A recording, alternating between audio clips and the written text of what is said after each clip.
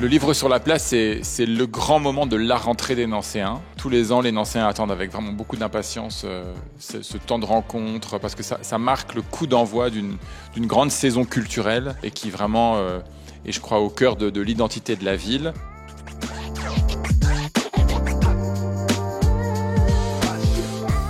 C'est la première fois que je préside un événement d'une telle ampleur, d'une telle qualité et compte tenu de son dynamisme et du plaisir qui plane sur la ville, c'est un bonheur pur.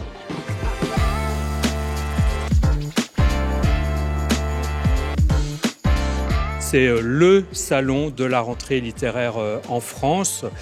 Tous les auteurs sont là. Cette année encore, 550 étaient présents. Donc ça représente une effervescence, un moment où tout se lance, où les auteurs sont curieux de voir si le public va les lire. Et puis pour nous, pour Nancy, c'est comme une rentrée des classes. Moi, j'ai beaucoup de plaisir à voir tous ces jeunes qui viennent le vendredi, les familles qui viennent le samedi et le dimanche. Dès le premier jour, j'ai vu des préadolescents et des adolescents, même des enfants d'école élémentaire. J'ai vu des personnes du 3e et du 4e âge, c'est-à-dire que vraiment, le salon fait la démonstration qu'il y a de la littérature pour tous les moments de la vie, pour tous les goûts, pour toutes les préoccupations.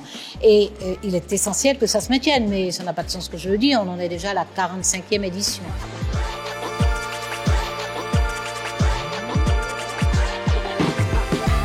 Chaque année, il y a toujours un petit peu de nouveauté qui permet de renouveler la manifestation, l'amplification de la place donnée au jeune public, l'introduction de plus en plus de débats d'idées pour que les idées ici s'échangent, se confrontent. On peut parler du féminisme, de la transition écologique, des solidarités, évidemment des droits humains qui sont au cœur aussi des engagements de Nancy depuis toujours. Et puis cette ouverture aussi de plus en plus importante sur l'Europe, à commencer bien évidemment par l'Allemagne qui est notre invité d'honneur pour cette 45e édition. C'est le 60e anniversaire de la présence du Goethe à Nancy, le 60e anniversaire du traité de l'Élysée, du traité d'amitié entre la France et l'Allemagne.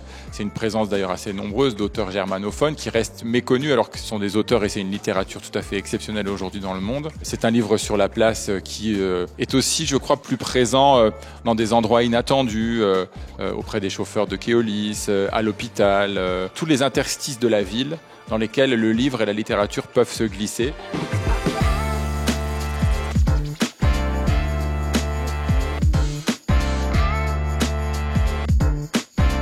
Un livre, c'est peut-être une pause d'abord, une sorte de moment où le temps s'arrête et des fois ça fait du bien qu'il s'arrête. Et donc c'est aussi l'occasion d'une évasion peut-être, d'un voyage intérieur mais aussi d'un voyage de découverte qui fait du bien pour le moment où on referme le livre et on reprend sa vie du quotidien. Quand on lit un livre, on est envahi d'émotions. Donc voilà, c'est vecteur d'émotions. Et puis ça peut, je pense parfois, avoir un pouvoir politique, de changer des choses, d'ouvrir des frontières, de faire découvrir d'autres façons de penser, d'autres cultures. Et c'est essentiel.